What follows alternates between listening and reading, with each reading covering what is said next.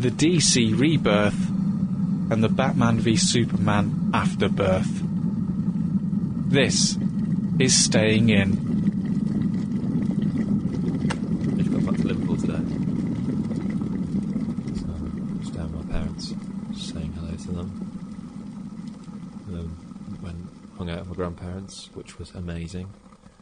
You say hung out with your grandparents like it's, chilling around the back of the sheds.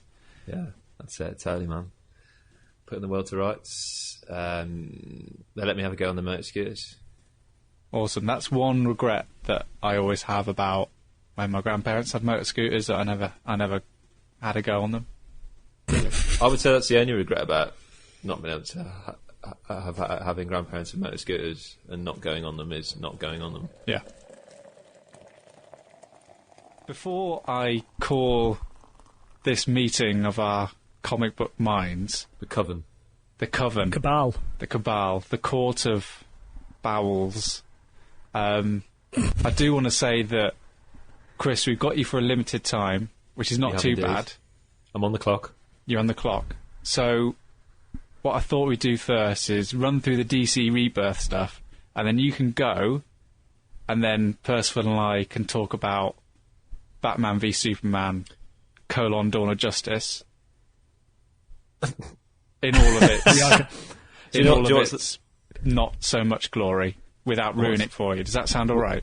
That sounds all right, because what's lovely is, because when I leave, while you're talking about that, I'm actually going to be watching it. So while I'm watching it, thinking about, oh my word, how awful this is, I'll be thinking about the discussion you're having. Can you do two things for me? Can you do something for me though, gents? Yeah. I'm going to come back. I'm going to come out of that cinema. I'm going to be weak. I'm going to be vulnerable. I'm going to be questioning everything that I know and love about Batman. What I need is a good set of palate cleansers, that remind me, that Batman's all right. And I need, the quick things I can just get back into and go, oh yeah, oh phew, yeah, good. Batman is all good. Right, okay. Yeah, cool. All right. Before you leave, then, what do you want? Do you want like a film and a comic book from both of us, or something to get? Yeah, something along those lines. Something that I can just quickly just pick up or just put on and just go, okay, good for you. Get my Batman fix. Batman is okay. I'll just imagine this didn't happen, like like Star Wars fans do with the prequels. All right. Okay. So before you leave, both Percival and I will fix you with something. Batman recommendations. Just a couple of Batmandations. Batman for that man. No. Yeah. So, well, I assume that it was meant to be that during this we're recording this on Easter Monday. So obviously it's a religious festival celebrating the death and rebirth of the Lord our Saviour Jesus Christ, but also the death and rebirth of the New 52 and DC Rebirth. I'm sure that's what they intended when they made the announcement. Do you really think that that's why they did it, and it's not just because WonderCon was on that day? History will decide which is more famous. Well, it's a strange coincidence, and I think that there was maybe someone in PR somewhere who said, this is a good idea. And guys, I've got a genius idea. What we're going to do is... Jesus was really popular, wasn't he? He was big with the kids. We were going to capitalise on Shrove Tuesday, but we were late. DC pancakes. Yeah, so it was at WonderCon. A few days ago when Jim Lee, Dan DiDio and Jeff Johns waddled out on stage and announced that something that we all knew was going to happen anyway, that the New 52 is ending at 52 and the whole universe, as it were, is rebooting in some way or other. Dan DiDio said that basically his first words were, sometimes you lost your way. Sometimes you lose your way. You get a little lost. You felt it, and after a while, we felt it too. That's what he said about the New 52. So can we call the New 52 a failure, like it was back in 2013? It seems that that's what they're admitting. Because it was. That's bizarre. That's a bizarre thing to admit. In my very small experience of the New 52, I wouldn't see it as an abject failure. I don't know what that statement means, that they lost their way. You felt it after a while. Too. I know exactly what they meant by it. They did what DC always do. DC are famous, unlike Marvel, for having these giant events that reset continuity, and fans normally accept it afterwards. You know, like, people kick off because all of a sudden Huntress isn't part of DC canon anymore. You know, like, there have been small changes throughout DC's history when it's done things like this: Infinite Crisis, Final Crisis, loads of times where they've combined universes and done all this. But the New 52 was the first time that they actually saw sales numbers drop after the first 10 issues on a number of titles. We're not talking Batman and Green Lantern, and you'll notice that their storylines stayed exactly the same as they were minus, of course, you know, Dick no longer being Batman. But, like, this thing is that, like, this was a failure compared to other reboots. And I think it's quite interesting that they said they were putting a definitive timeline on things, like 5 years, that's how long the DCUs existed. And then that meant that people's accepted canon was no longer valid, and they felt betrayed. And it's different when you look at something like what Marvel have done recently with their Secret Wars relaunch, where they haven't put a definitive on anything. They've just sort of said, whatever you've read, that still happened, but now we're in a new universe. And I just think it's an interesting divide between the two. But isn't the problem is, though, this is what Dan was talking about the other day, about how, and Pete to some extent, it's really difficult to get into comics because of this confusion about what is canon and what is definitive. So what are they hoping from DC Rebirth? Because they're doing things like Action Comics is going back to the original numbering, and so is Detective Comics. So they're going to be starting at 932 or whatever it is. Dare I say marketing? Yeah. A number 1,000 issue will sell gangbusters like a number one. And then, you know, Andy can say, we're the first comic company to ever get to 1,000 issues. You know, that's entirely what this is to me.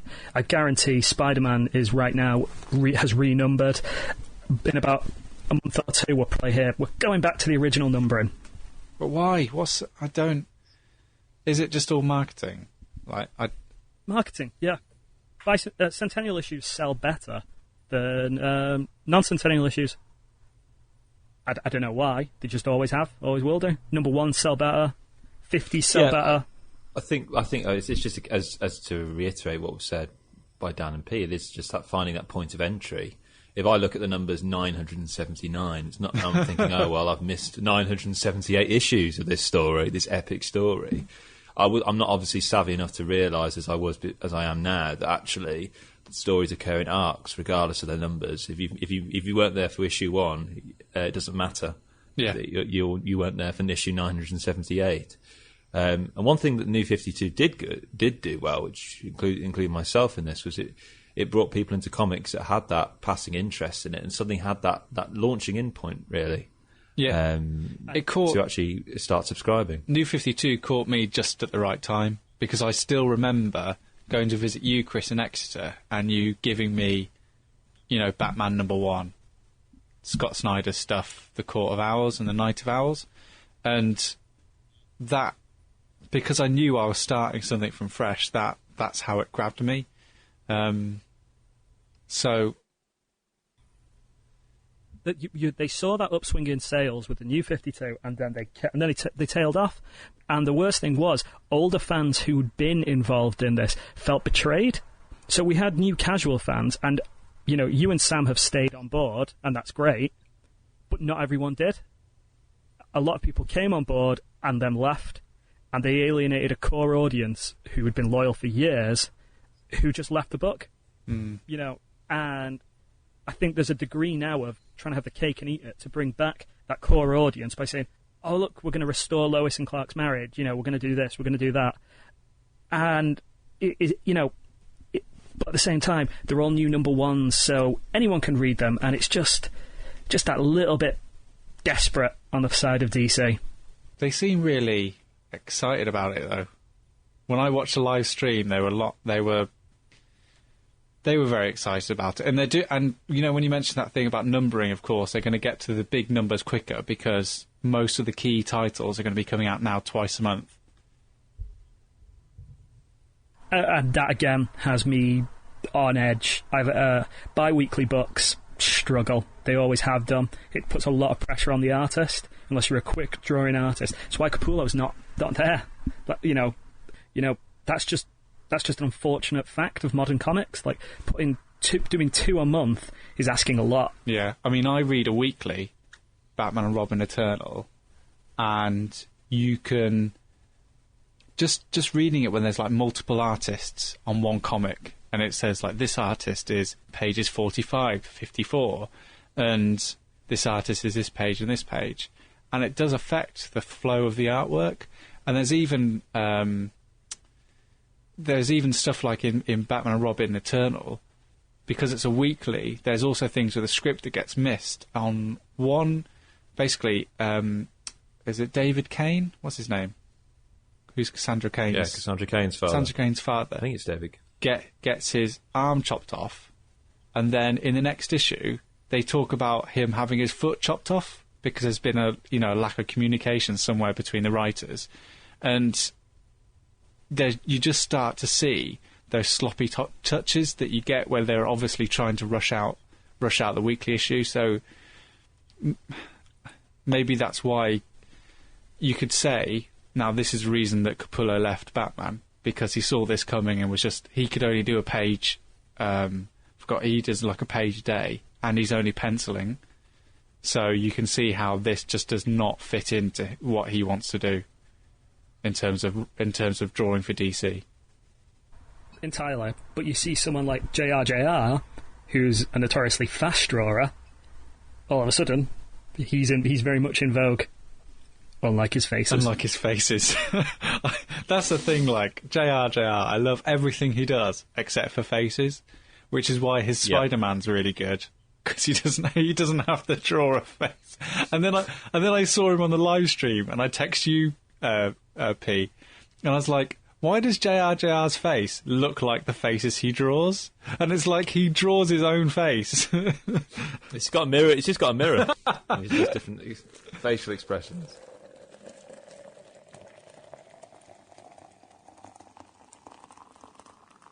I guess we should go through some of the...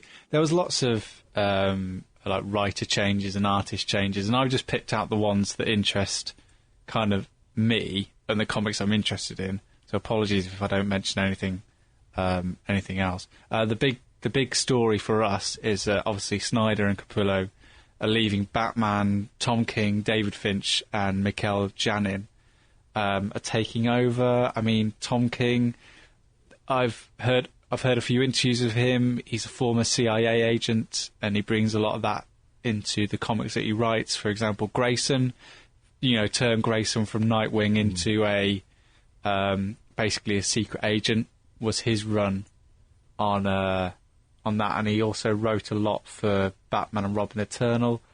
I'm not the biggest fan of his work, I have to say.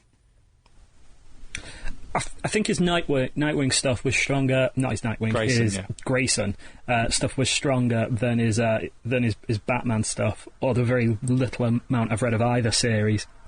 But no, I'm not overly, just not on Snyder's level. But who was going to be at this point?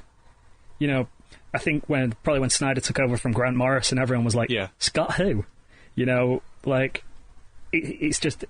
It's essentially the David Moyes to the Alex Ferguson, isn't it? To use a footballing reference. Yeah. I think also the artwork is going to be a lot more...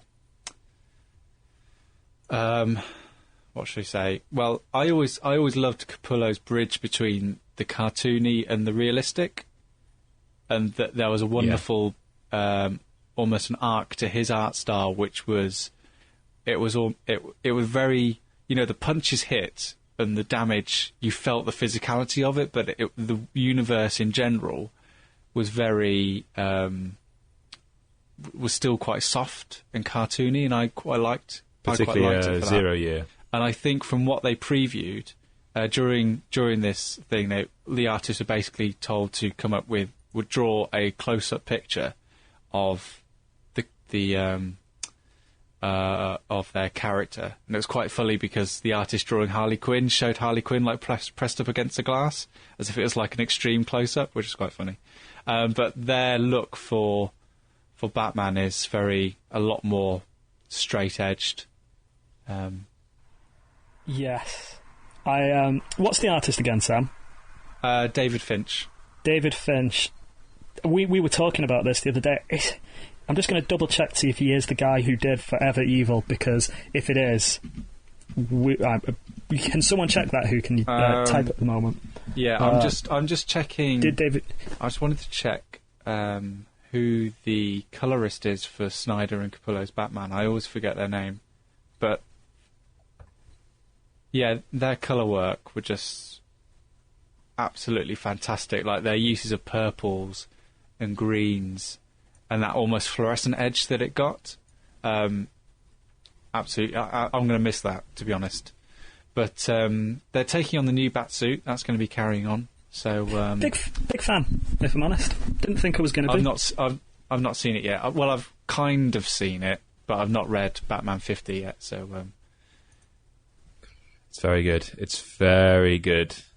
I was reading Batman. There was literally points where I was going, yes, literally shouting out as I was reading it by myself. Now, before this was announced, my thought was that James Tynion IV and I thought Francis Manapul, I thought those two were going to be going on to Batman. But we'll come to Francis a bit later, because James Tynion IV, Eddie Barrows and Alvaro Martinez taking on Detective Comics. Now, this was described on stage as a team book, and it's going to be featuring, spoiler, Tim Drake, Cassandra Cain and Clayface. So it's almost... And Batwoman as well, isn't it? Yeah. And Batwoman. This is Detective Comics. So Detective Comics is now going to be a team book, basically. Yeah. And and the way they described it is it's almost a hangover from what happens in Batman and Robin Eternal. So Cassandra Cain from there and Spoiler are going to be coming into Detective Comics, because Spoiler was meant to be... no, it's not Spoiler. What's her name? I can't remember what her name was, but forget that. But basically, yeah, Spoiler is a big character in Batman and Robin Eternal, and she's going to be in this team book, which is Detective Comics, basically. That surprises me. I genuinely thought Tyrion was a shoo-in for the new Batman writer. I really, really did. And I kind of thought, have they put him on Detective because they're going to sideline Batman? Because obviously Batman is the big dog now, but historically Detective has been the bigger book in the past. So yeah, the fact it's not even going to feature Bruce seems a bit odd, especially for a writer like Tyrion. Unless Tynion, maybe he asked for this. I don't know. It was just say it was Bluebird that I was thinking of, Harper Row. Oh God, great. I don't know if she will be in any. I guess she might be in Detective Comics, because basically the whole point of Batman and Robin Eternal is that Bluebird, Harper Row, was meant to be Batman's perfect Robin. Like, she was created to be that Robin, like, through research and all this kind of stuff. So, I mean, in the photographs I've seen, like the images I've seen from Detective Comics, I can't see her in any imagery. It doesn't mean she's not actually going to be in it, but from what I've seen so far, I can't see anything there. It'd be shame. I've not finished Batman and Robin Eternal either, so you never know. She could be dead for all we know. I think one important thing to remember, though, is that the Detective Comics, it's called Detective Comics for a reason. It's always supposed to be the kind of more procedural drama of literally, solving the big cases, kind of almost in a more of a kind of a hard-boiled detective kind of fashion, as opposed to, say, the Batman, which kind of is really more at the behest of the writer and their vision, I suppose. Snyder's Batman was very much a kind of a love letter to the Gotham City that he had created in Black Mirror and things like that, as much about world building and sketching out its history, whereas the Detective Comics is literally about, it's got more of a mystery behind it, I suppose. Yeah, I've never been a Detective Comics fan. The only reason that I read it in the first place was for that Snyder arc, Snyder and Jock, and now I've been my ears have been pricked by it again because Brian Buccoletto and Francis Manapul are writing and drawing. I've done an arc. I'm going to tell you now, having read that arc, their Firefly drug arc, it wasn't very good. Right, okay. It was good because those two are good, but it wasn't exactly compelling. Right, back to Snyder then. So after everything was done, so there was more reveals about, basically they did it like the Bat family came out, and then the Superman family, and then, all the female characters left till last. And so they left 2 chairs out, and they were like, oh, I bet you're wondering what's happening with Scott Snyder. Well, he's here! And he came out with John Romita Jr., and they announced that they're doing All-Star Batman. So Snyder's going to be the main artist on it. Woo. And John Romita Jr. is going to be doing the first story, which was described as a road trip with Batman and Two-Face being hunted by the world's best assassins. Other artists announced were Jock and Sean Murphy. I'm actually a big fan of Sean Murphy. What did I read of his recently? He did Chrononauts with Mark Miller, and his work's incredible. But that was a big announcement. So All-Star Batman starts in August, and that's going to be Scott Snyder's new bag, really. What a legacy. Did anyone ever read the initial All-Star Batman? There was never this is the first time there's been an All-Star Batman. No? Yeah, it was All-Star Batman and Robin. Oh, okay, sorry. Apologies. So this is... So, and I only say it in that way because Scott Snyder almost had to go to Twitter to say, like, just reminding you guys, and no one's done this before, this will be, trend-setting in the world of DC. So, I don't know, what is All-Star Batman and Robin? Or Chris, did you ever read it? I read All-Star... am I right in saying, forgive my ignorance here, All-Star Batman and Robin, was that the Damian Robin? All-Star Batman and Robin was a... No. Oh, God, I know what it is. You know what Tom. it is. Yeah. Frank Miller. Frank Miller. It's Miller time. Oh, God, yeah. So what was wrong with it? Everything. I don't get it. It was one particular panel that was often quoted, something along the lines that seemed very out of character for Batman. It was drawn by Jim Lee, absolutely beautiful looking as usual with Jim Lee work.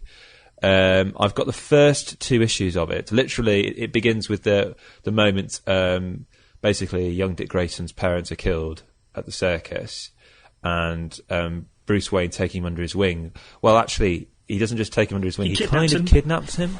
No, he does kidnap him. Yeah, he basically kidnaps him, scares the crap out of him, literally almost tortures him to be... He tells him to eat rats. Yeah. Who Batman does? Yeah. Yep. And says that, what was the line he says? I am the goddamn Batman. Which was a panel that was often quoted. I remember that, yeah. I am the goddamn Batman. Hang on, I can try and bring up the panel. Here we go, I've got the panel here. So he's got young Dick Grayson in his Batmobile. I think his parents have just been killed. And so he's a little defensive, he's very hurt, he's very sad, very traumatised. He says to him, who the hell are you, anyway, giving out orders like this? Batman. What are you, dense? Are you retarded or something? Who the hell do you think I am? I'm the goddamn Batman. Oh my God. He then takes a traumatised Dick Grayson into his Batcave, tells him he's going to make him a soldier for war, and that's sort of what happened. Thankfully, Frank Miller then got really drunk and stopped writing the series, so we never actually finished the book. And that kind of like overly militaristic kind of Batman, you can kind of take with more of a pinch of salt when he's an old grumpy man in The Dark Knight Returns and The Dark Knight Strikes Again, but not when he's fairly young, and he's less embittered by the world. It feels really left field, and you've got that really kind of quite reactionary attitude, jarring with the kind of neat, polished, airbrush quality of Jim Lee's artwork.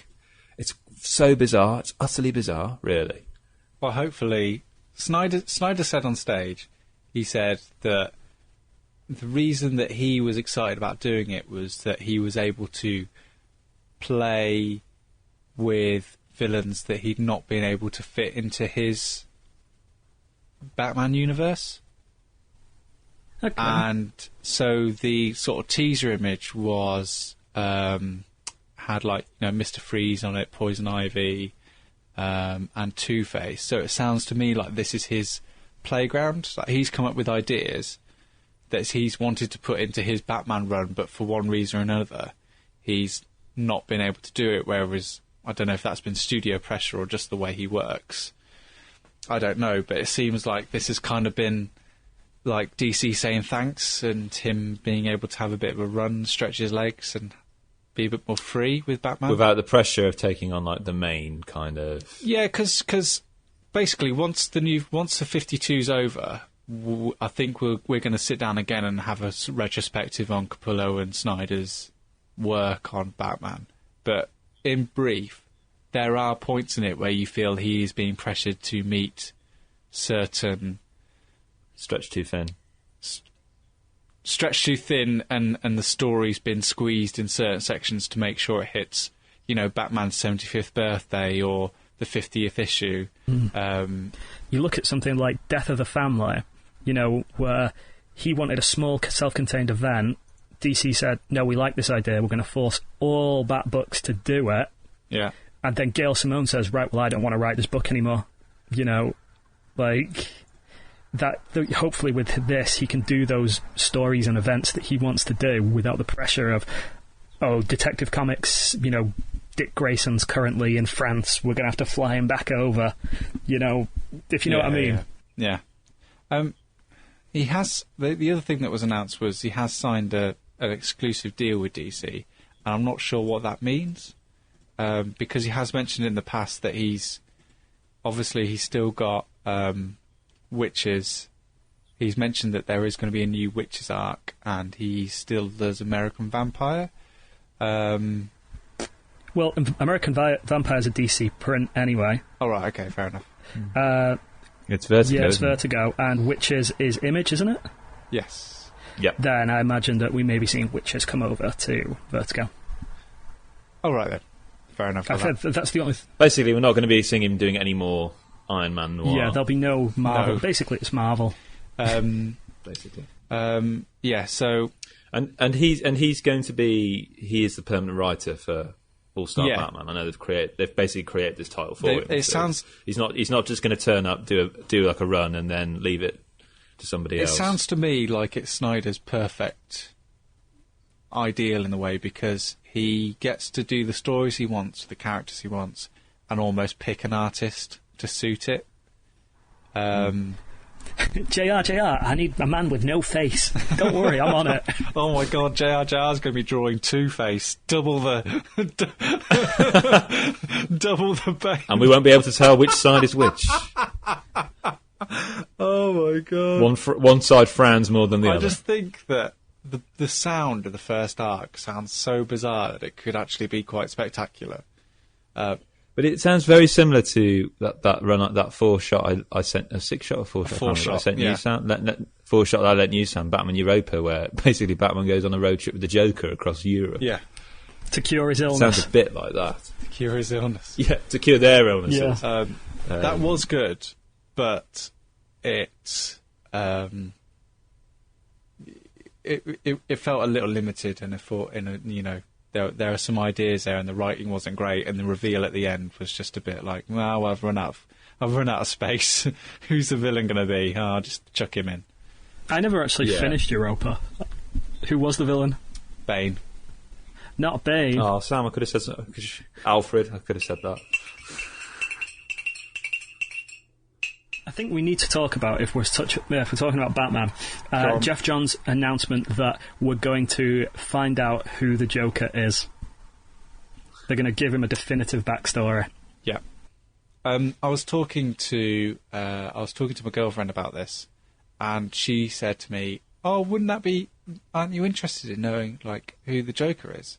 Don't you think that would be fun?" And my reply was, and this goes back to again Snyder's run with the Joker in Endgame, where it's never really revealed whether the Joker's immortal or it's just been one big trick that he's been playing on Batman. But there came a point then where you almost found out who the Joker was, and my reaction to it then was, I don't want to know, because in my mind, the Joker is basically, it torments Batman that he doesn't know who it is.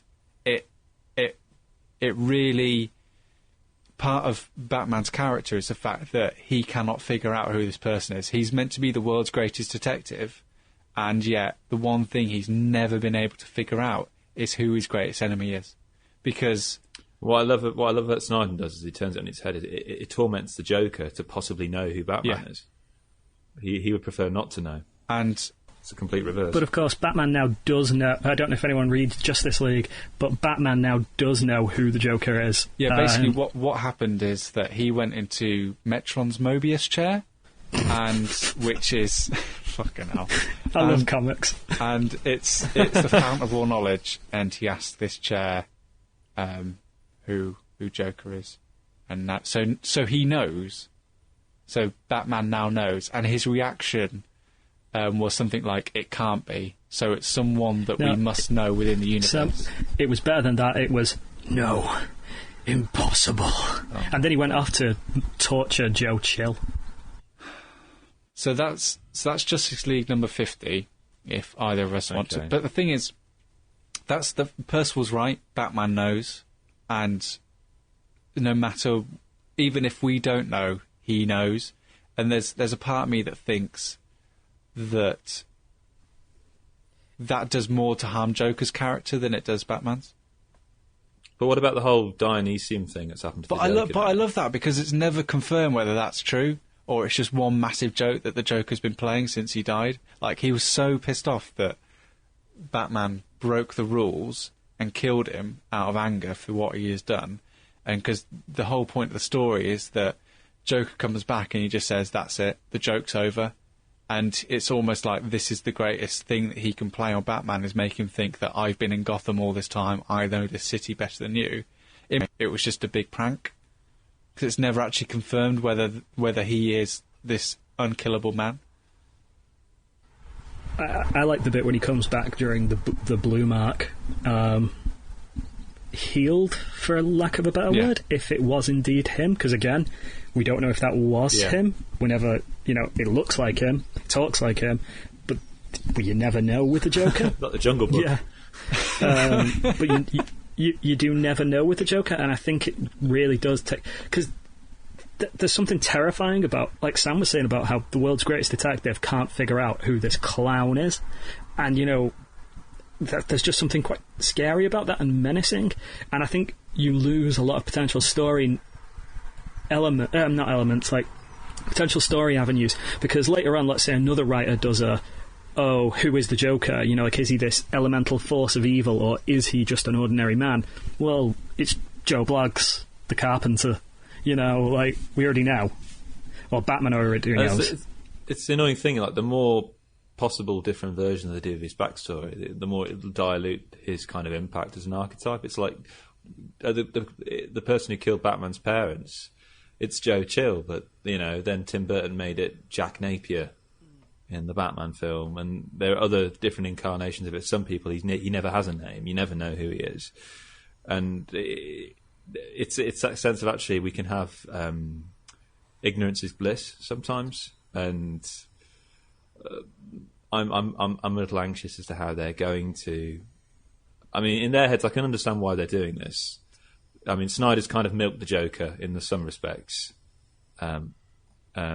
So this is, I suppose, a way in which they can do something, I suppose, slightly different, or hasn't been done for a while with this character. Do you think they're going to put the cat back in the box that Joker knows who Batman is? Do you think that's going to change with DC Rebirth? It would kind of make sense, because then Batman knows who Joker is and Joker knows who Batman is. And you can almost see the final panel where Joker goes, "Oh, you thought you got me there, Bruce," and then Batman goes, "Don't be so sure, Barry." Alfred. Please don't let the Joker be called Barry. The thing is, you can never give him an intimidating name Winston. What's his name going to be? Like, Although it would explain his backstory. Jojo.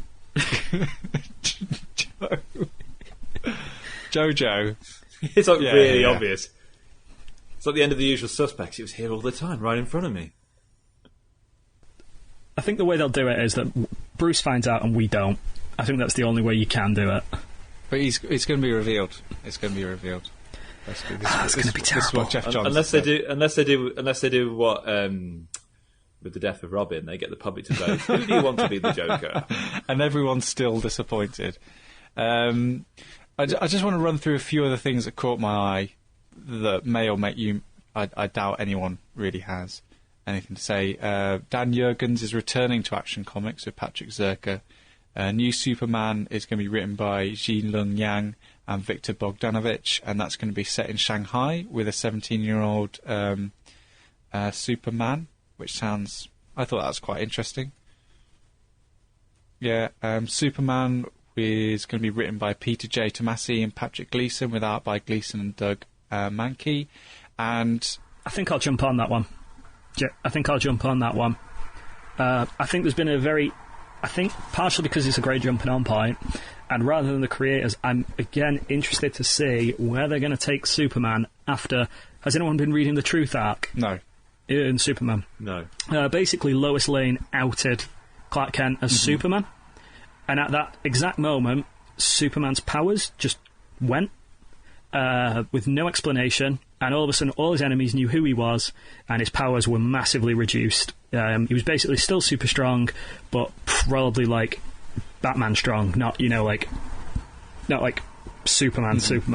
And there's been a whole arc about what's happened and why did Lois expose him, and I'm wondering how they're going to resolve that, because his powers are back now. We've found out why they went, but where do you take Superman, who essentially has been cut off from Clark Kent? I think that's potentially an interesting storyline.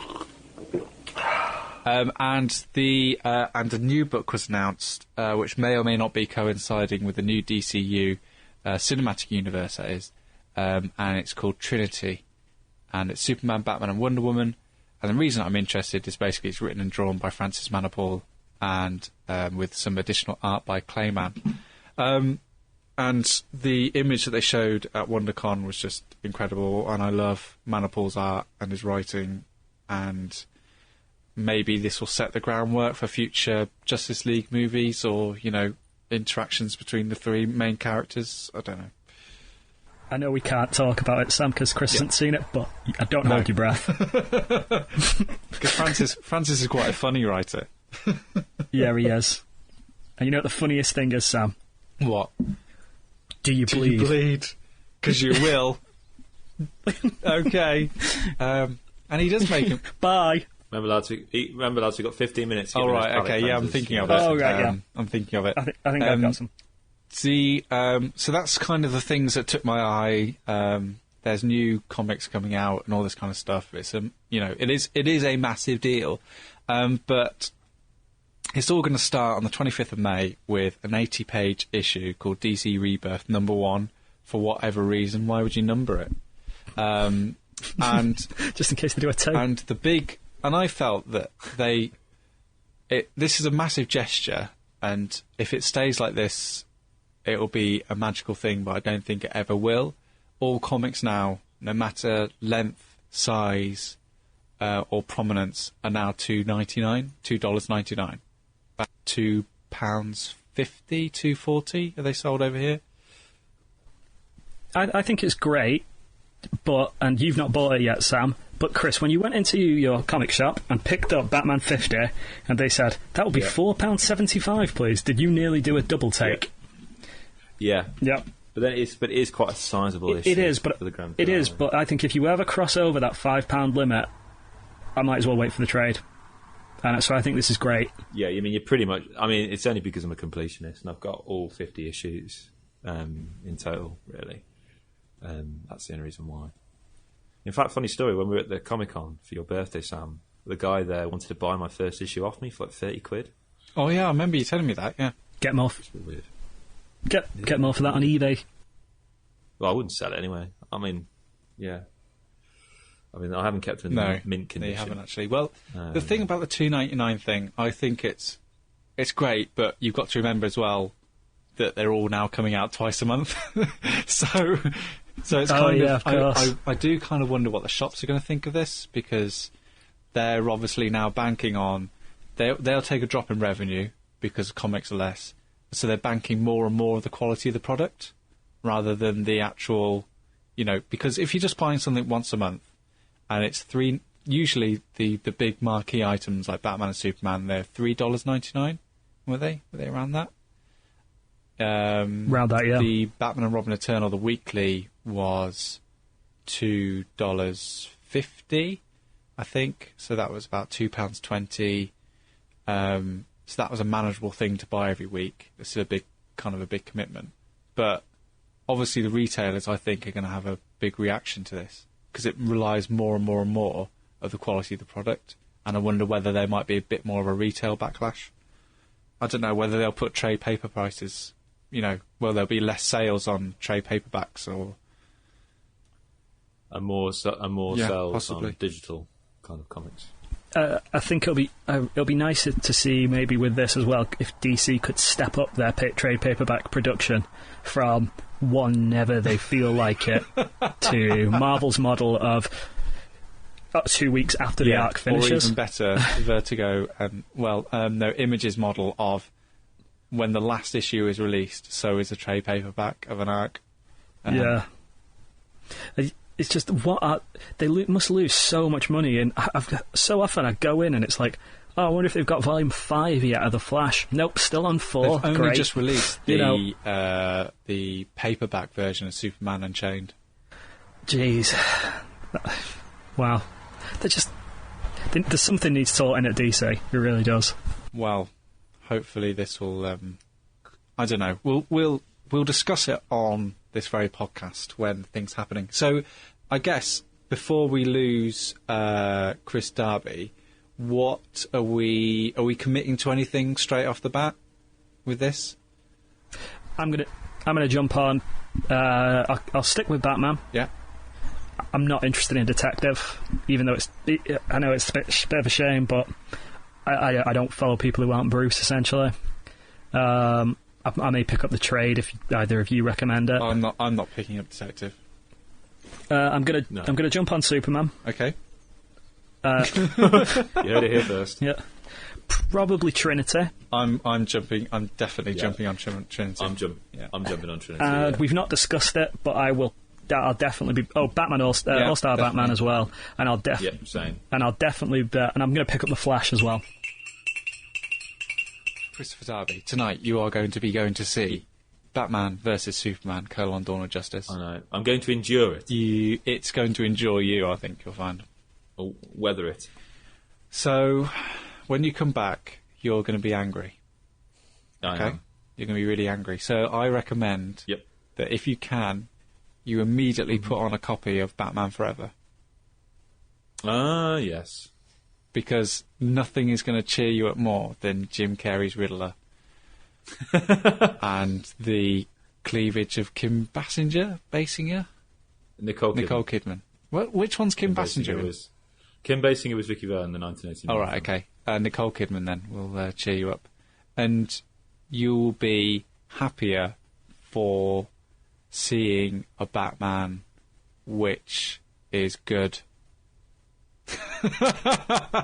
Sorry, Chris, the film is so bad, even Batman Forever is a good film next to it. That's a quote. Tom, I got a Snapchat from Sam today of him digging a drainage ditch in his new house with the title, with the little caption, "Still better than Batman v Superman." Yeah, it was. So I reckon if you can come back straight away, just put on Batman Forever in the background, and that'll just it will honestly, genuinely, it will make you feel better about life. And then I want you to read issue 33, I think it is, of Snyder's run, because that's my favourite issue of the whole one. It's the one where Alfred has to break it to Julie Madison that he's not going to be going on a date with her because he's dedicated his life to being Batman. And that made me that was one of the only times that made water come out of your eyes. That's one of the only times I've cried at a comic book, because it just basically sums up. Snyder just gets Batman at that point. Like, he understands exactly who he is, and and we talked about this before. I mean, one of Snyder's crowning achievements is it's the best Alfred. Oh yeah, it's the best Alfred there's ever been. Okay, so that's brilliant. what I reckon. So Batman Forever and that issue of the final Batman issue of Snyder. Savage City. Basically, it's the final issue of the 0-year arc. Beautiful.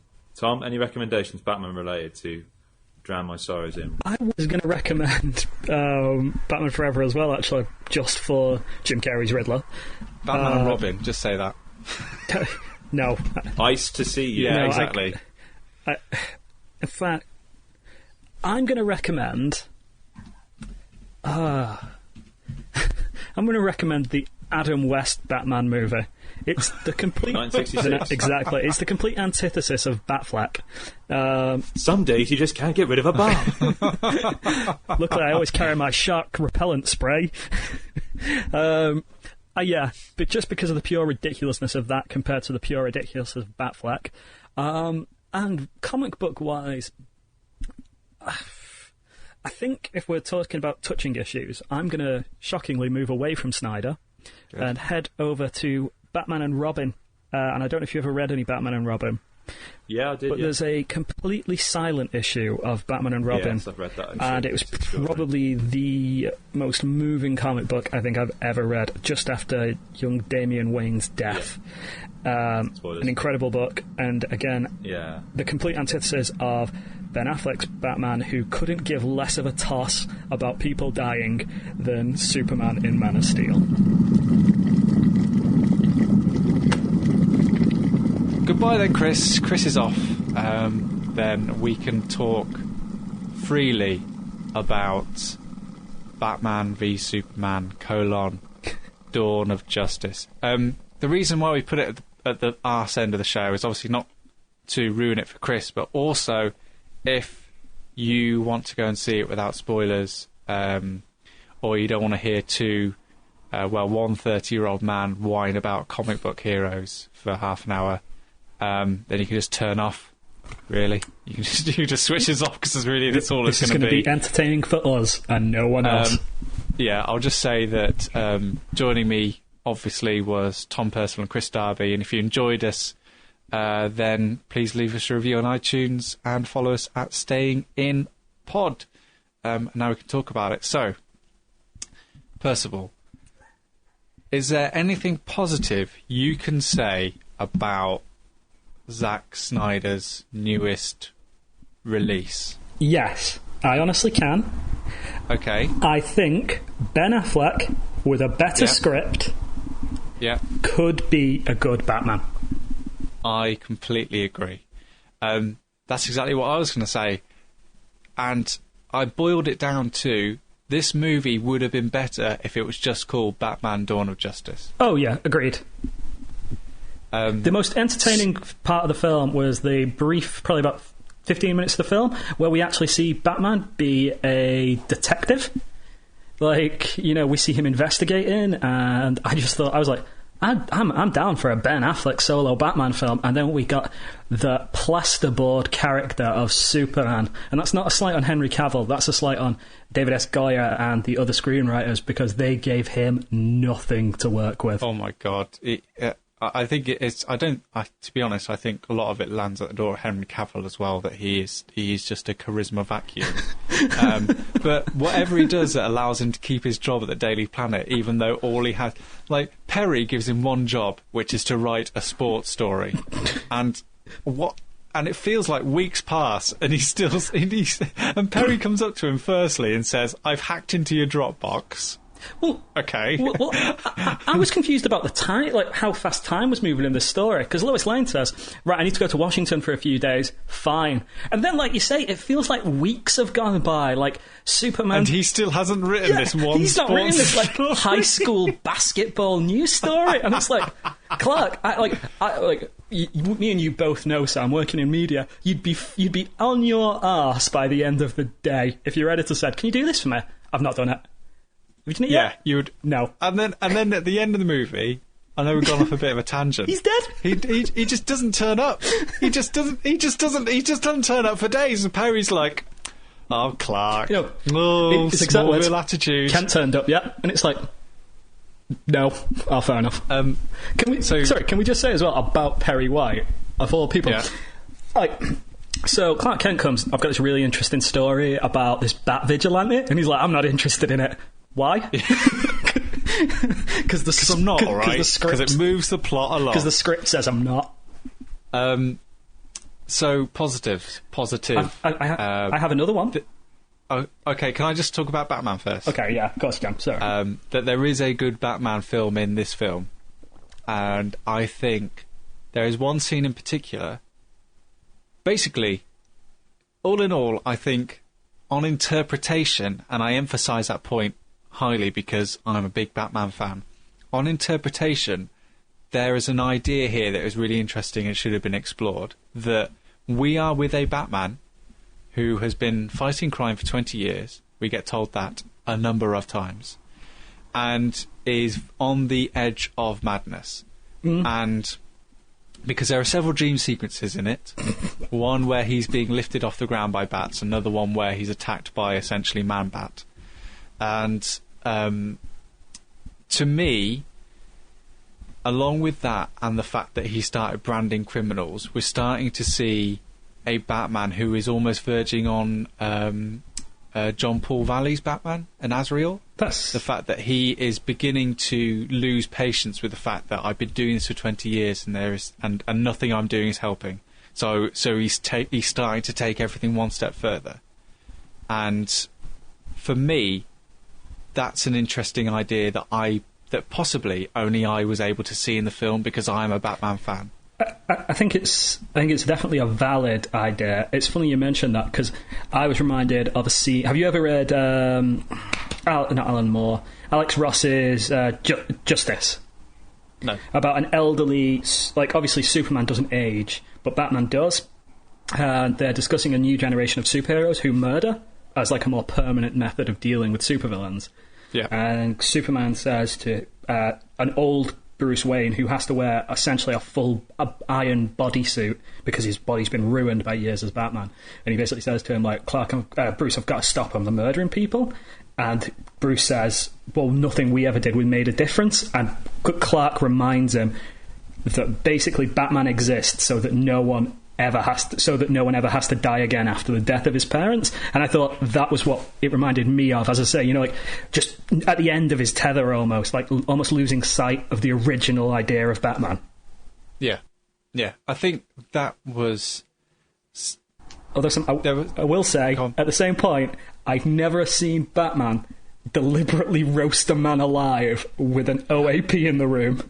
Yeah, he does that, and he also blows up people firing at him. He blatantly murders people in this film. And my interpretation of Batman is he should never kill, because as you said, the reason why he becomes a vigilante in the first place is that no one else needs to die in Gotham. Whether they're doing good or bad, but he just starts he doesn't killing care people. Anymore. Captain Murder. So I thought that was alright, and there is one scene where these cops come to a house and there's a batarang just hanging from the door frame, and they're investigating with torches, and they find in the basement lots of women who have been locked up as part of like a human trafficking thing, and they try to release them, and then they close the door back that's keeping them in this cage, and they say, no, we're not leaving, he's still here, meaning Batman.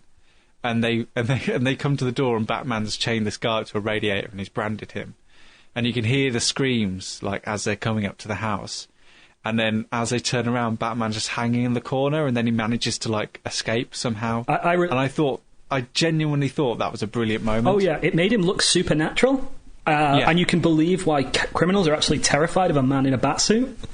Yeah, that's one thing that I think has not actually been done in a Batman film before, is actually to really capture the fear. Like that Batman had rescued people, but they were still too scared to leave, rather than like running into the arms of Superman or anything like that, or running into the arms of Hal Jordan after being rescued, and the superhero always gets a girl. They were like petrified of leaving, and I thought, that's brilliant.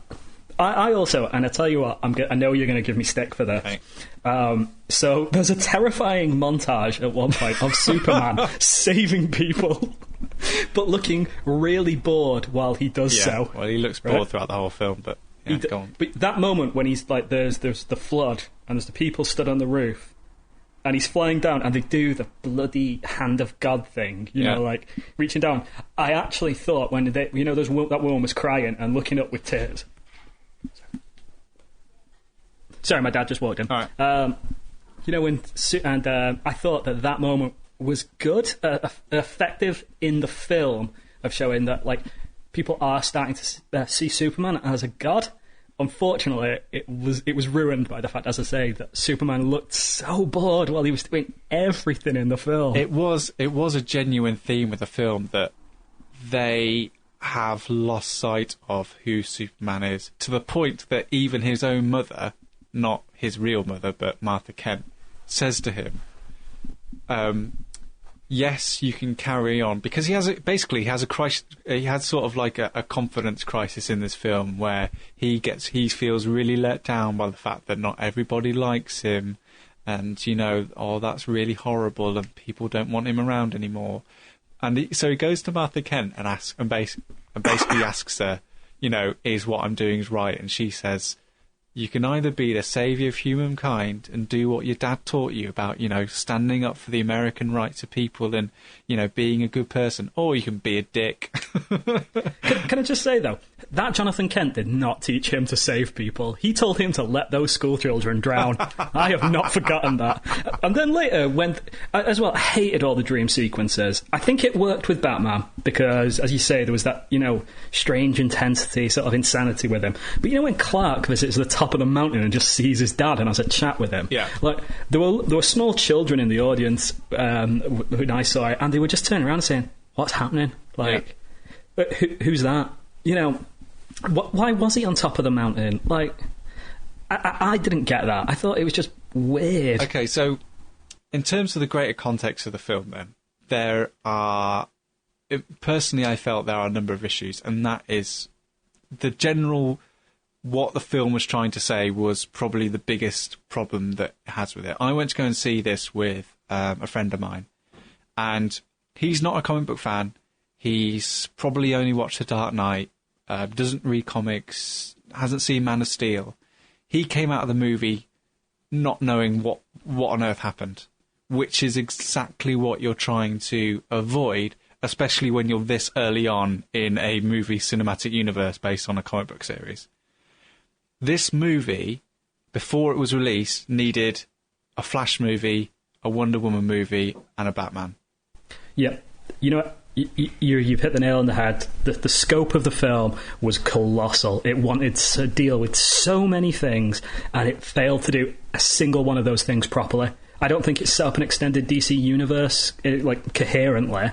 I don't think I got an idea of who Wonder Woman is. No. I, as a comic fan, I saw stuff that I recognised, but your casual moviegoer doesn't know that Flash can time travel. No. Or that he even was a Flash. He just turns up. He turns up, mumbles some gibberish to Batman, all of which is forgotten later on. It's not like it's something that he remembers in terms of what he's got to do. It's just setting up the dark side stuff. So, for those who've seen it, you know what we're on about. If you've not, basically the Flash tips up at one point. You don't know it's the Flash because you can barely tell because they're so reluctant to embrace that costume. It's like some mechanical armour. And then, anyway, he basically says, is it Lois Lane is the key? Yeah. Don't let her die. And then there's a scene later on where Lois is drowning, and Batman at this point is doing nothing because he does nothing in the whole climax of the movie, right? And I thought he's going to rescue Lois, and that's going to be it. And then Superman just rescues her, and I was like, "What? What was the point of the Flash stuff?" Oh my god! At that point, right? So I know it's really difficult to talk about this movie without also being tangential and not making any sense, but it's kind of the effect the movie has on you. in terms of setting up the DCU, what it does is tries to create a bit of friction between Superman and Batman. It introduces Lex Luthor, but at no point explains who he is, what he does for a job, or why he wants to do anything that he's wanting to do. Wonder Woman pops up, and Batman hacks into Lex Luthor's stuff and finds out Wonder Woman's been alive since at least 1914, and there are at least 4 other metahumans existing in the wider world. Flash pops up in a dream sequence, but which is never referenced to ever again in the whole entirety of the film. And then I read a movie review of this from Movie Bob, and he said, and the rest of the DC universe is explained by Wonder Woman sitting down and basically reading 4 press releases to the other characters that you haven't seen yet. Because this is genuinely what happens.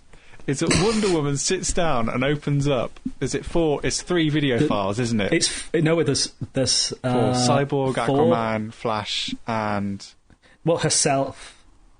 So there's because they didn't bother with Green Lantern because everyone remembers who he is. Yeah. So basically, there's this file that Batman finds, which has the 4 symbols on it, and Wonder Woman just sits down and watches a video of the Flash in action, a video of Aquaman, and a video of Cyborg, because apparently there's no other intelligent way of introducing these characters. And I bear in mind the fact that you just mentioned the perfect opportunity that they could have introduced Aquaman, where Lois is drowning. And how brilliant would it have been for, just a strange figure to save Lois, and people have gone, oh, who's that? What could that mean? What could that have been? That would have been an interesting move, but instead Wonder Woman just sits down. There's just so much in this film that, did you notice, just talking about Lois drowning again, how Superman is suicidal? He knows that kryptonite rock's at the bottom of the thing, and he just jumps in, and then Lois has to rescue him, and you just think, yeah. What? Talking also about Lois, is she is only in the film to be captured. And rescued. That is literally all she does. Times. It's just a waste of Amy Adams and her talent. That is the only reason that she is in this film. Even on the end credits, her name is Lois. She doesn't need a surname. They don't even give her a surname. It's a travesty that she's kind of does the best that she can do. The thing is as well, at the beginning, Lois gets taken hostage by the warlord guy, who we later find out for whatever reason, Lex Luthor set all that up. I was expecting she's going to get out of this herself. That's going to be the twist, and we're all going to be like, I bet Superman's going to come, and he's not. And then he does, and it just plays out exactly how you think it's going to play out. Also, just that when Superman there's someone holding Lois hostage, and he basically he says, I can kill Lois before you can get to me. And Superman smirks. It's the one time he smiles in the whole film. And then flies full pelt at this guy and smashes him through the wall. And then later on goes, I never killed anyone. Yeah. It's like, yes, you did. I saw you kill that guy. Actually, I've just remembered a positive that is one of my other favourite moments of that film was when Superman does fly down and Lois is holding on to the guy's arm because he's holding a gun to his head and trying to pull his arm away from her neck. And then as soon as Superman arrives, she just slowly releases her hands and puts them down the side. And I thought that there was a nice touch. So there are some nice touches in the film, but they genuinely are few and far between. Where did this film take place, first of all? This film took place on an uninhabited island, or in the central business district, where no one is working, need we remind you. Or the port, which has been evacuated. The port has been... No, the port's been dead. No one's been into the port for years, Sam. Staten Island has been evacuated, and the central business district, most people have gone home. So no one's dying in this huge collateral damage yet again. God, Every time they said it, I rolled my eyes. Because you only need to say it once, and then I'm like, right, okay. Yeah, in terms of how many things being mentioned more than multiples, the fact that Clark, and, you know, wouldn't I like to put those two together, or I'm bringing these two people together, and just like, the film does spend 2 hours bigging up a fight between two people who I'm not sure actually dislike each other. Well, I want to talk about that, because I don't believe that we're introduced to a Bruce Wayne, and you've mentioned, and I think it's a valid interpretation, that he's on the edge of insanity. I don't believe that Bruce Wayne... I think he'd always mistrust Superman, and he'd build something for it, but until Superman does something, you know, evil... Yeah.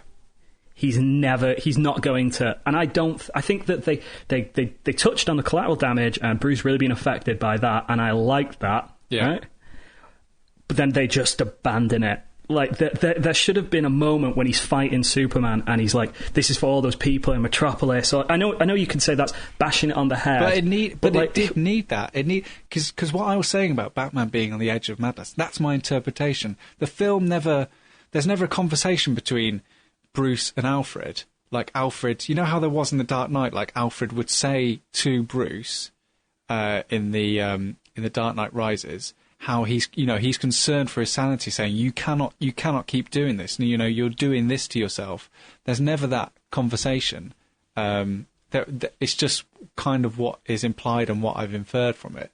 So there is never that explicitity in this movie, because they're afraid of... I don't know what Zack Snyder was afraid of, really, but there's just nothing.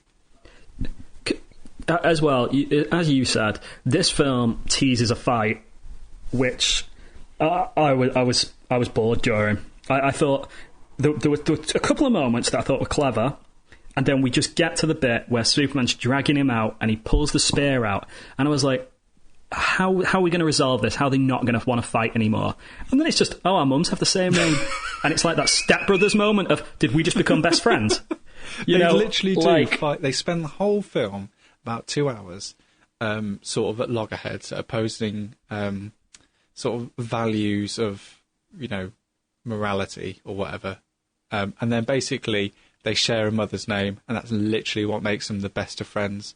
And then there's a quote by Batman saying... He says, I've defended him my whole life, and now I need to protect Superman. It's just like, you've been friends for 5 minutes. No, best friends forever. Because they share the same mother's name. And then, of course, Jesse Eisenberg's Lex Luthor, who you could do a whole podcast on his own, using... Right, okay.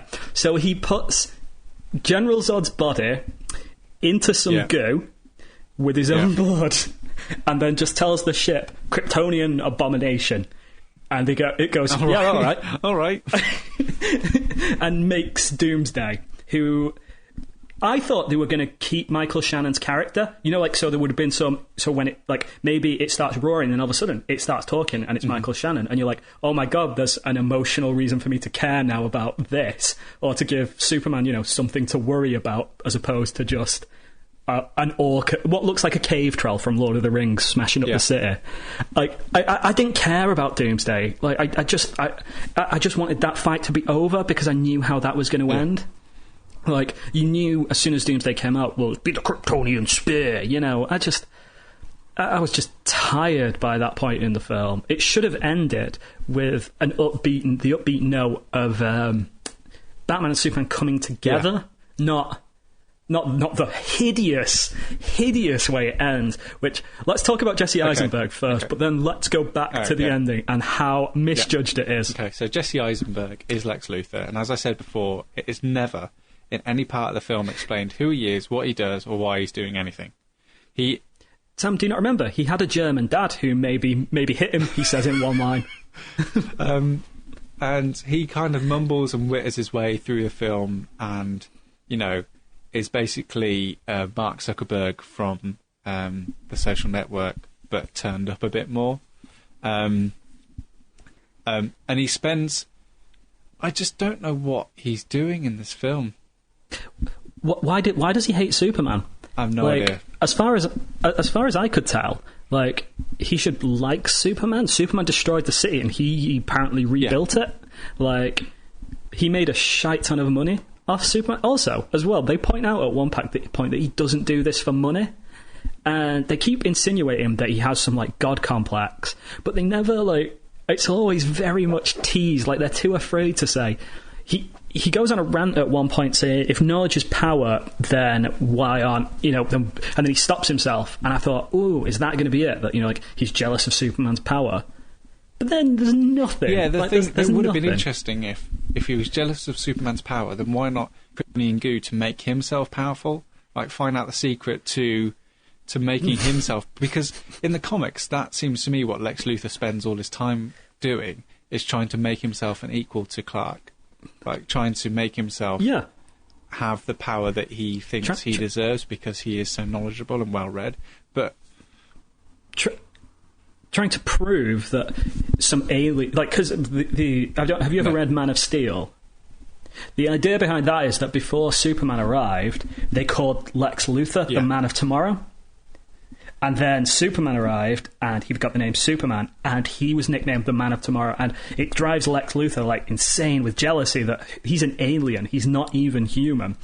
And in this, he just talks about him like he's a god all the time, and makes references to himself being the devil. And it's just I never got Lex Luthor as a character. Like, he didn't do it for money. He didn't seem to do it for power. He seemed to do it like almost like the Joker from The Dark Knight, just because he wanted to. The problem with the film is that this film is missing a film before it. It's missing that time that you get with Lex Luthor to understand why he's doing what he's doing, understand that he's an evil guy. In this film, he just turns up and he is villain. He is a villain. It needed a film where, Lex Luthor rises to power because of the money off what Superman's done, and you find out that he's a nefarious character, and you find out that he's evil and all this kind of stuff, but you get none of that. Exactly. And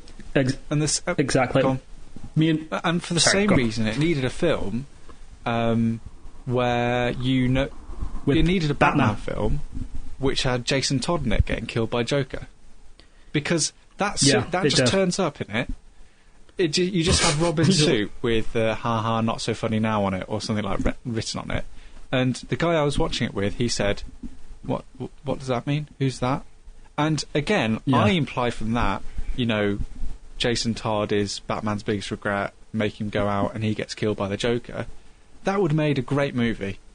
And you kind of watch this movie and you go, "There's a great Batman movie in here somewhere," and. No, Sam, you don't understand. We needed to rehash Batman's origin in the first 15 minutes because I'd not seen Batman's origins enough time on telly to know how Batman becomes Batman. That entire opening bit, with the Waynes being murdered, the funeral, and the blatant rip-off of Nolan's Bat circling, right? I was just like, if I'd have rolled my eyes anymore, they would have ended up in the lap of the guy sat next to me. Like, because I was just like, I know how he became Batman. Most people in this room know how Batman became Batman. How much more interesting would it have been to see maybe that Jason Todd moment, like a vignette of it, like 15 quick minutes of him failing Jason Todd. 15 minutes of where is Batman now? Instead, we have to wait probably at least 40 or 50 minutes before we see Batman even fighting anyone. Actually, no, that's a lie. We don't see Batman fighting anyone until the last bit of the film. Last bit. We see him committing wanton homicide with his Batmobile, though. And that's it. Yeah, you wait so long for anything to happen in this movie, and then by the time it does, it's because here is the thing. This is Batman v Superman. The whole marketing was about whose side is you on, who you're going to root for, and for me. The reason why I love comics is that these are people who are doing things that you cannot attain, who are living a life that you can't, are facing odds that you never have a chance against. So you root for these people, and you're invested in them. And it's the same goes for this movie. There's people who are making this who have the chance to make something that I would never get the chance to make, and they're realising things on the screen. And you're meant to be. When you come out of a film like this, you're meant to go, wow, do you remember when this person did that? And, oh, do you remember when they did that? And oh, wasn't it brilliant when they burst out of this? And then you thought the villain was going to win, and then they suddenly pulled out this. And that's a reaction you're meant to have to this kind of big blockbuster movie event. Not do you remember when Batman hit Superman with the sink? Get it? Exactly. But the thing is, when it came to the big fight, I wasn't even rooting for Batman. I wasn't even... At no point did it make me feel like you're going to root for anyone. And throughout that whole fight, I started thinking of Civil War. And I started thinking of how that's set up as there is a clear division between these two sides. And there is such a difference between the way Captain America is as a character and Iron Man is as a character. You, as a person, are naturally going to root for one or the other. But Sam, that's almost like that we've had 3 Iron Man movies, 2 Captain America movies, and 2 Avengers movies to see the friction slowly building between those 2 characters for us to understand why they might go to begin fighting, exactly. As opposed to this, where you get, as you say, maybe an hour and 40 minutes of build-up, and then you're just like, I still don't really know why they're fighting. I've never been so angry after leaving film than I was here, because it was... Superman is treated with such disdain as a character and as a foot. They were more interested in Batman in this film, I think, than Superman was, and he's almost squeezed into this just for the fight. Well, like you say, I thought one of the better moments of the film was, again, talking about, like, I know we've been harping on about poor Henry Cavill's nothing to do and just looks bored the whole way through, but there's a really interesting bit where early on there's a guy in the Metropolis disaster who lost his legs, and we see him go to the government on the behest of Lex Luthor to testify against Superman. And I thought that would have been a really interesting moment to, like, see someone confront Superman and say, this is what you did to me. But then he just blows up and he just, like, kills everyone. And there is an interesting point there where Superman's standing amidst the flames of, everything. But he just has a chat to Lois Lane and he gets over it. Like, there's just no... I'm fine with that. In this film, there's no cause and effect. There's no... He doesn't even ask what kryptonite is. He's not interested. He's just like Batman gasses him with gaseous kryptonite, and it robs him of his powers. And there's a moment of brief shock on his face, and then there's no discussion of what was that, and then Batman says something snarky like "your worst nightmare," or something like that. I just think I know everyone's going to jump on me for saying this, but I just think DC. Marvel do it so much better than DC, and like everyone who says, "Oh well, they were all they're bucking the trend and doing something a bit different." Yeah, they've done something different, but there's a reason why we drive on the left hand side of the road, because it's safe and makes sense. This didn't make sense. It wasn't fun. I didn't leave the cinema thinking I can't wait to watch Justice League. I was thinking, oh my god, I'm actually going to waste money on Suicide Squad. And our mutual friend who I saw this with said, I don't want to see Suicide Squad after that. Wow. He was like, DC's burnt all its bridges with me. I've got no interest in it. I also felt the feeling that, and before I went to go and see this, I read a really nice article from Justin McElroy, who writes for Polygon, and it's titled "You Don't Have to See Batman vs Superman: Dawn of Justice." And in it, I read the same one. The last thing you can do is give the studio money and make them think that they're doing the right thing. And already I'm seeing that they're saying that it's broken box office records, and it's the biggest superhero film opening ever, with 400 and something million. It's insane. So but it does have the advantage of being worldwide release instantly. All right, I see. So it's not like Deadpool, which was a slow burner, released in different territories at different times. It literally had an overnight worldwide release. Okay, so basically there could be a very short tail. Well, I think it's going to be interesting to see now they've gone through all the people who pre-booked over the Easter weekend to see it, how it's going to fare in the long run. I don't think it's going to break $1 billion. Well, I went on a Saturday night, 9:00 showing, and the cinema was probably a third full. Yeah. And I think the message was already seeping through that the reviews are not good. Though I see so much in my day job, while moderating comments, see so much praise for this film. And you know what? If you enjoyed it and got something out of it, then fair enough. Then it didn't work for me, and I think that's fine. but I don't know quite what film they watched. Our frames of reference are, we are more attached to the source material than most people probably going to see this film. But I see all the time people saying, "Oh, if you like the comic books, then this is the movie for you." And it's like, it could not be further removed from these characters. Yeah. It's like you say, it's insulting to Superman. Batman, I can forgive this interpretation of Batman because I think we've come close to it in the past with Frank Miller's Dark Knight, and I don't agree with all the murder, but I can get over it. Different adaptations. Yeah. I just think that it's not the comic book characters. It's Zack Snyder's version. It's Zack Snyder's fan fiction. Basically, my feeling was Zack Snyder made this movie, and in the discussions, all he said was, "And then." Because that's the feeling of the movie you get, is that something happens and he just goes, "And then this happens, and then this happens, and then this happens," and you just feel the producers going, "Is there not going to be a callback to anything? We're not going to, reference anything, or just..." But like that whole dark side dream that Batman has, which was really cool, by the way. I'd watched that film. There was no context. But you understand that, and I know that's I know that's dark side, but the fact of the matter is, he has his big dream sequence where he's in the future and he looks a bit like, he actually looks a bit like Zero Year Batman. Like he does actually, and he's got a gun and he's shooting guys, and then these people, this like army attack him, and there's locusts, and Superman kills 2 people in the room with Batman. Then he wakes up and the Flash tells him some odd stuff.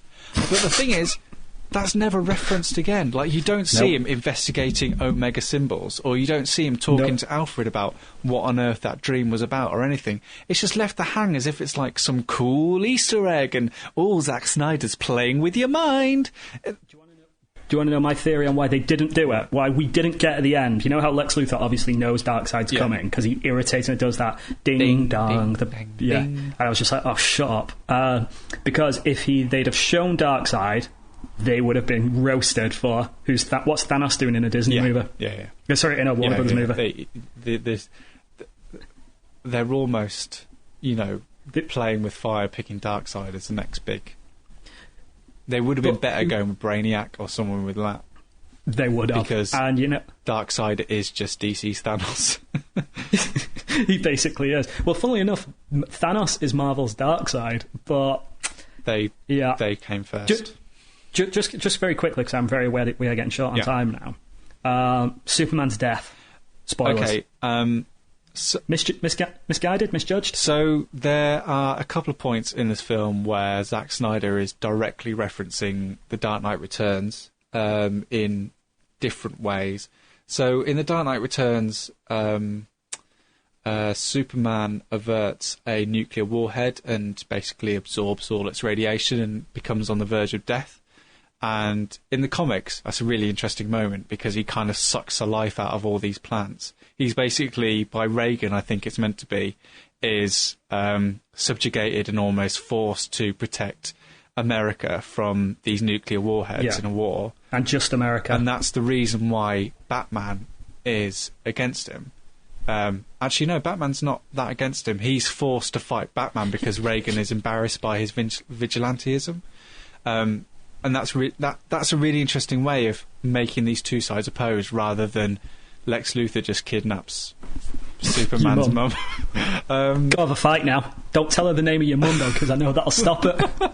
And so there's that scene in it, but in this film, he pulls Doomsday out into Earth's orbit, and in the quickest decision ever made by man, they decide just to fire a nuke at Superman and Doomsday. Funny enough, I watched Doctor Strangelove just last night, and during that scene, that's all I could think of when they were like, let's nuke him, and I was like, oh, it's attack plan R. Great. So what happens is Superman absorbs all the radiation and he's left dead, like hanging in the sky, but because he's in orbit of Earth, he's right next to the sun, so he just immediately comes back. There's no like, oh, he is near death, like there is in Dark Knight Returns. Like, there's his body's a little bit emaciated, but the way that Frank Miller draws him in Dark Knight Returns, he literally is just, my God, he's a just a ghoul. ghoul. Effectively. He's like, and almost it's quite symbolic how he like sucks the life out of the earth to get back. Like he sucks the sunlight out of plants, basically. Anyway, and then the next direct reference to Dark Knight Returns is instead of Batman in the grave at the end, it's Superman, and the soundtrack actually goes boom, then it goes boom boom, like those panels in the end of Dark Knight Returns where Superman's hearing Batman's heartbeat, which is interesting, but of course you can't do that because Batman doesn't have super hearing. yeah. Well, but bats do. Irony. And then the soil starts to lift off his coffin, and then you get the idea that maybe he is still alive, and you're just like, oh, sorry. But of course he is, because I know Justice League's coming in 2019. You know, thanks to the way movie marketing these days, I know what film I'm seeing on which weekend up till like 2038. Yeah. You know, like, I just thought... I thought killing him was just... Because we know he's going to come back, and, you know, now there's going to be a Justice League. And I just think that, because the film was so dark and grim, if they'd have ended it on the note of... And I know we've said that this film's too busy and too packed, but they've already introduced these metahumans. If they'd, like, introduced the Trinity saying, we'll find them together, you know, or something like that. So I know it's dead cheesy, but it's like, oh, well, now I'm excited. Instead it's Superman's dead and Batman and Wonder Woman are reluctantly off to find these people, like, and Batman calls them... kind of like, oh, we should find them. And Wonder Woman goes, why? And Batman goes, nah, I guess we probably should. Something to do, isn't it? he goes, they'll fight. And she goes, how do you know? And he just goes, because it's just coming. A feeling. Or something it's just like a that. And it's just I've like, got. Yeah. Just a feeling. And you're just like, great, can't wait for that. I have so much more to say about this film. Like the weather in Metropolis being perfectly fine, and they're absolutely bucketing down with rain in Gotham just across the river. Like, basically, I think we can sum it up by it just is a terrible. It's not just a terrible superhero movie; it's just a terrible film. Quickly, because I do want to finish this quickly. How bad is the product placement? The product placement is less bad than Man of Steel, but for anyone who's seen Man of Steel, it's still not great. I think it evidences how bad a director Zack Snyder is because he can't subtly do it. So there's a scene where Amy Adams is naked in the bath and she puts something on the back shelf and the frame literally hangs on the Oil of Olay soap that she's got in there. For no reason at all, there's an image of Batman unveiling his posh car. And the frame, again, hangs on the Aston Martin logo. There's not, like, a clever way that the product placement is done. It literally just is, here's a product, here's how we finance this movie, and... yeah. I just all the way through. Like, Zack Snyder has no interest in directing dialogue scenes. Have you noticed? No, it's just two characters looking at each other. Yeah. Two characters looking at each other talking, and then when they get to the action stuff, that's when he gets creative. But the problem is, again, you fight in a big cave troll, and I have no emotional involvement with any of the characters, so I don't care what happens, and it's just a jumble of colours and noise, and it's kind of what a headache would look like. Again, and I know this is referencing people who have been able to say better things about this movie in a better way than we can, but Movie Bob said it's just looking at four screensavers attacking each other. That's a brilliant way to put it.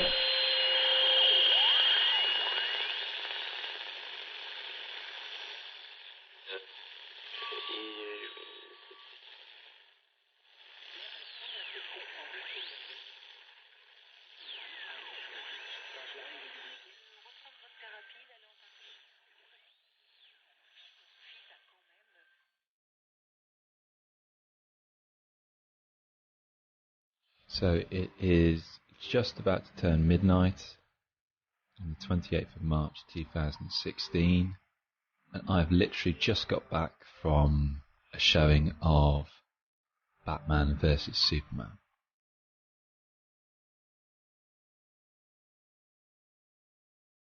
I had a whole speech planned in my head where I would just make my review a description of the theatre, the cinema essentially.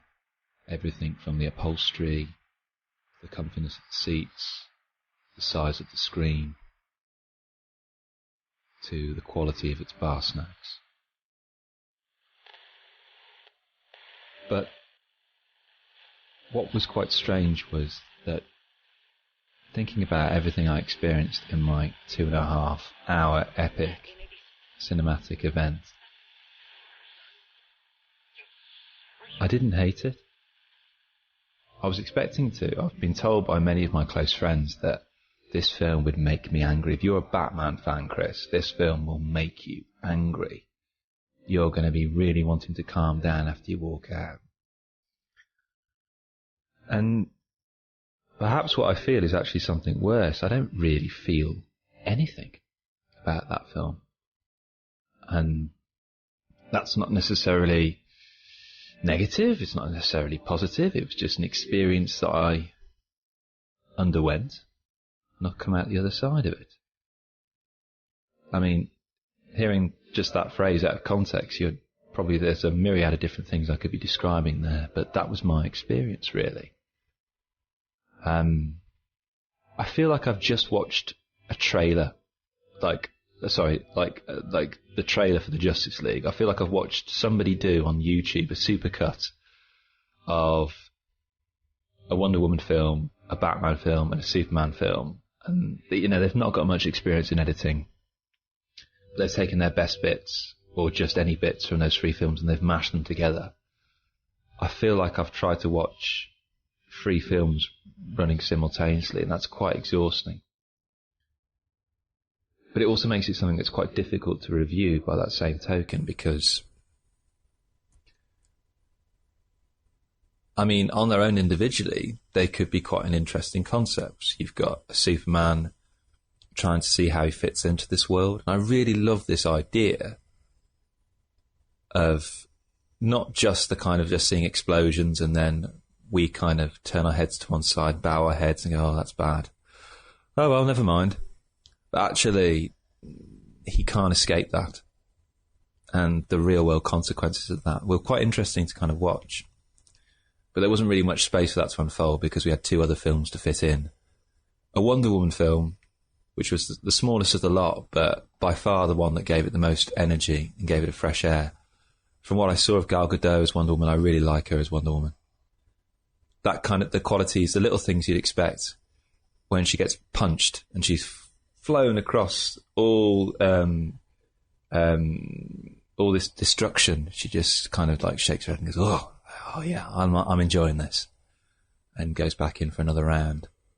I want to see more of her, and I really am looking forward to the Wonder Woman film. And the Batman.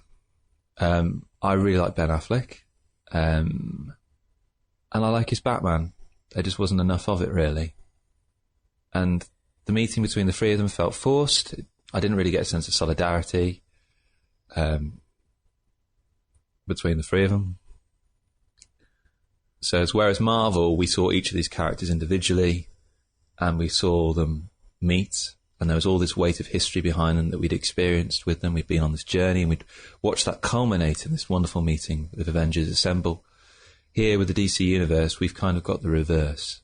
And I can understand why they've done it, and I like the fact in some respects they've done it this way, because they're not trying to emulate Marvel. But by that same token, I do feel a little bit cheated out of that sense of being able to really work with these characters individually in a manner that we had with the Man of Steel.